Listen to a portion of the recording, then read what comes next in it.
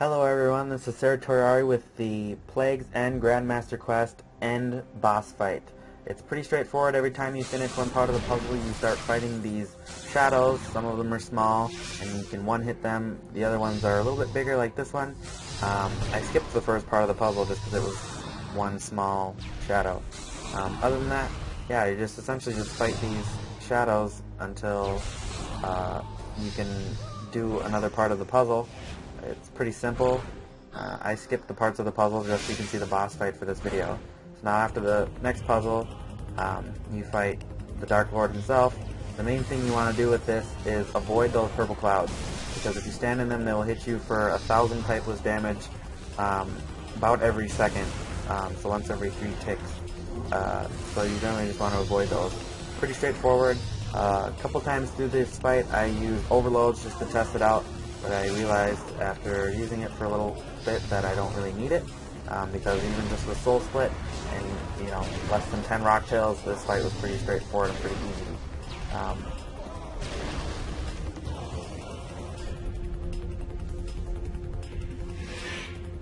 Then every time after you fight and defeat the Dark Lord, I generally take him out first, and you can take on the greater shadows. Generally, for each consecutive fight, there's more greater shadows, and the Dark Lord gets a little bit stronger. But the main thing you're just going to want to do is avoid those purple clouds.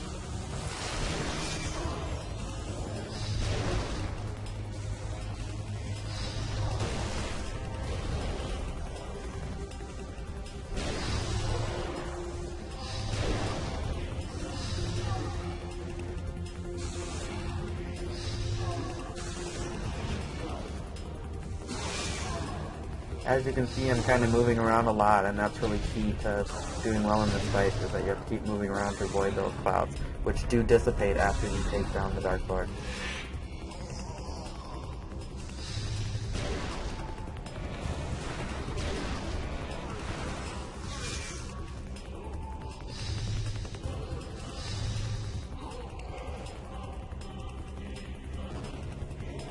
Now on to the next one. Still pretty straightforward, just keep avoiding those purple clouds and focusing on the Dark Lord.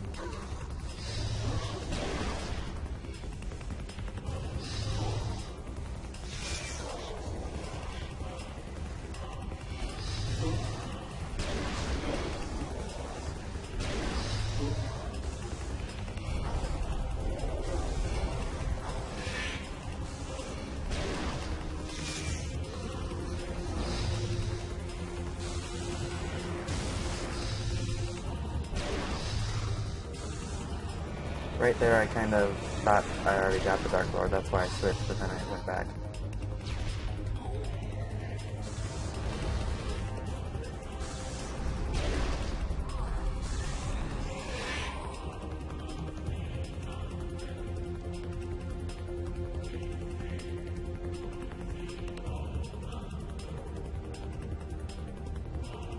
Here I couldn't find one, I didn't really know what to do, and then I noticed off in the corner there's a greater shadow that was kind of hiding over there.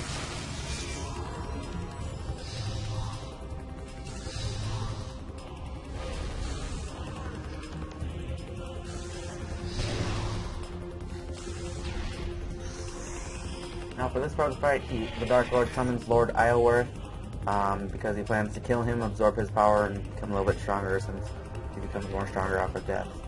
It's kind of hilarious, but yeah.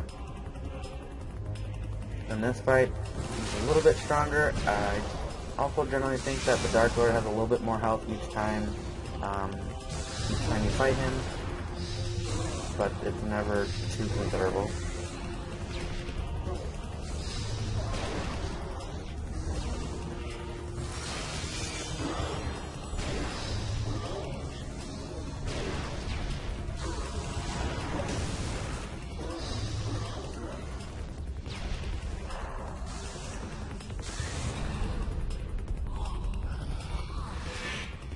Pretty much the same drill for each time. You just take down the Dark Lord and then take down the greater shadows.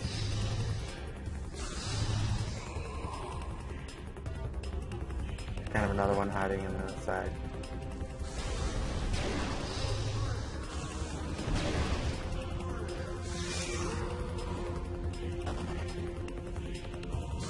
final fight, I think he has 4 greater shadows.